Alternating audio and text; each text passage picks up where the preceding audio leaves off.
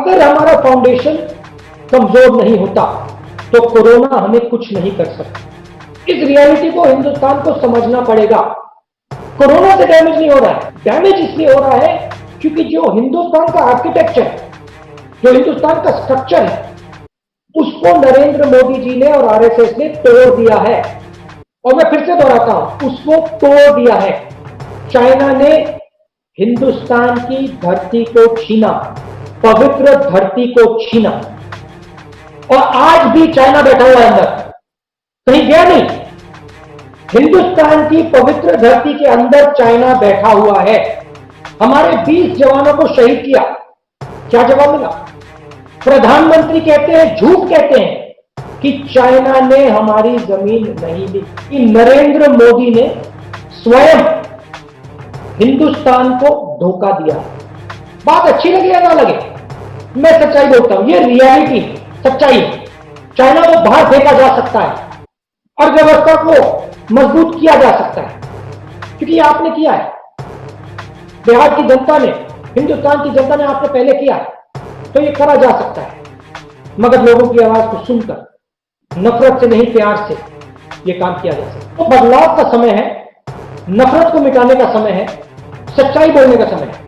क्योंकि अगर हम नफरत नहीं मिटाएंगे, सच्चाई नहीं बोलेंगे और जो हमारी रियलिटी है उसको एक्सेप्ट नहीं करेंगे, तो हम आगे नहीं निकल पाएंगे। हिंदुस्तान के ढांचे को आरएसएस और नरेंद्र मोदी ने नष्ट कर दिया, खत्म कर दिया, और आने वाले समय में बिल्कुल क्लियर हो जाएगा।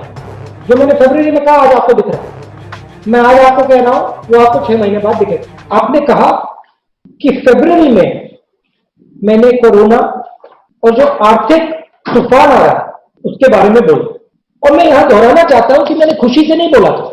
जब मैंने ये बोला था, दुख से बोला, क्योंकि मुझे क्लियरली दिख रहा था कि हिंदुस्तान में क्या होने वाला है। और आज मैं आपको फिर से बता रहा हूं कि जो आज तक आपने देखा है वो कुछ नहीं है।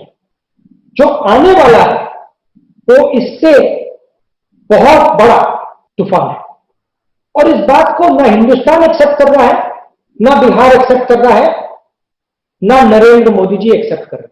जो हमारा ढांचा था, जो हमारा स्ट्रक्चर था, जिसको कांग्रेस पार्टी ने बनाया, देश की जनता ने खून पसीने से बनाया, उस स्ट्रक्चर ने सालों के लिए हिंदुस्तान की रक्षा की, हिंदुस्तान को रोजगार दिलवाया, हिंदुस्तान को जो बाकी देश है, चाहे वो अमेरिका हो, चाहे वो जापान हो, उनकी लेवल तक पहुंचाया।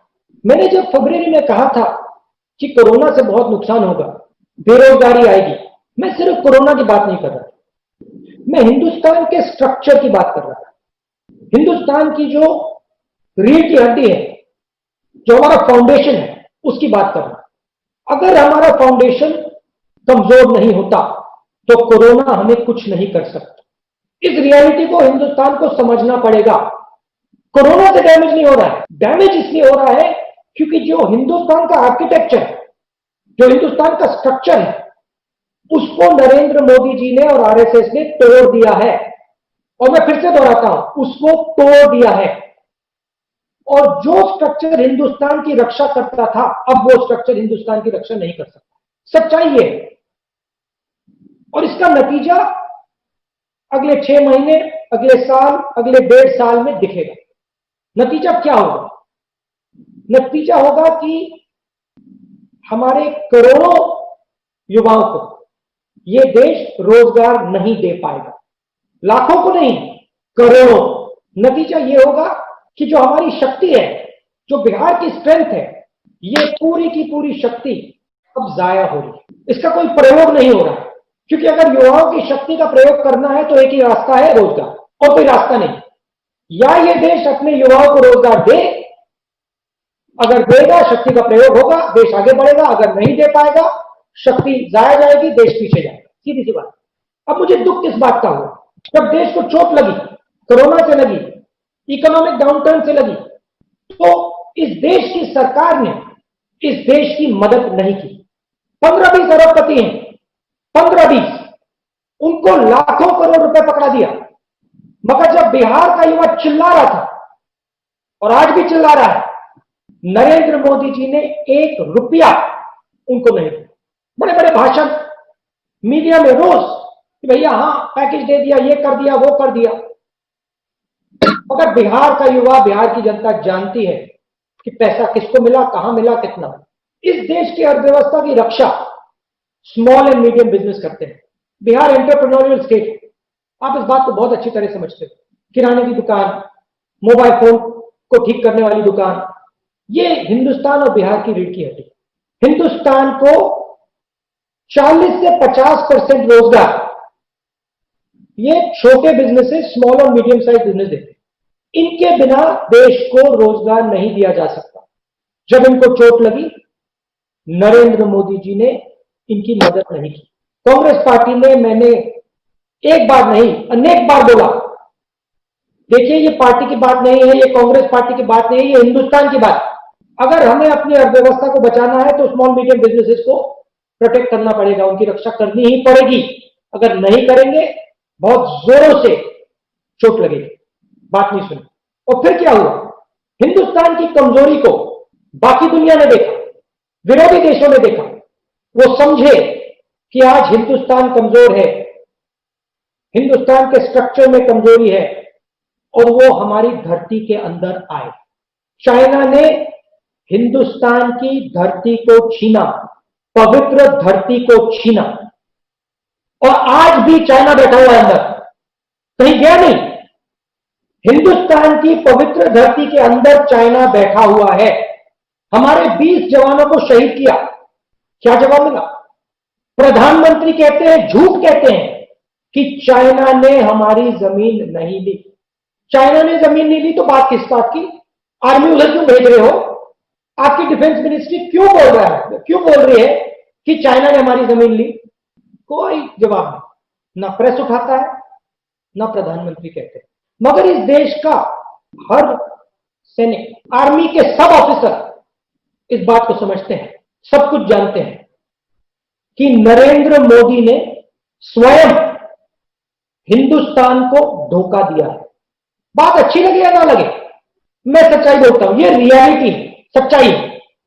जो इस देश ने पिछले 70 साल में बनाया, खड़ा किया, उसको बीजेपी ने, आरएसएस ने नष्ट कर दिया है, खत्म कर दिया। मगर घबराने की कोई जरूरत नहीं, क्योंकि ये जो देश है ये फिर से खड़ा होना जानता है। ये ढांचा फिर से बनाया जा सकता है, रोजगार फिर से दिया जा सकता है, चाइना को बाहर फेंका जा सकता है, अर्थव्यवस्था को मजबूत किया जा सकता है।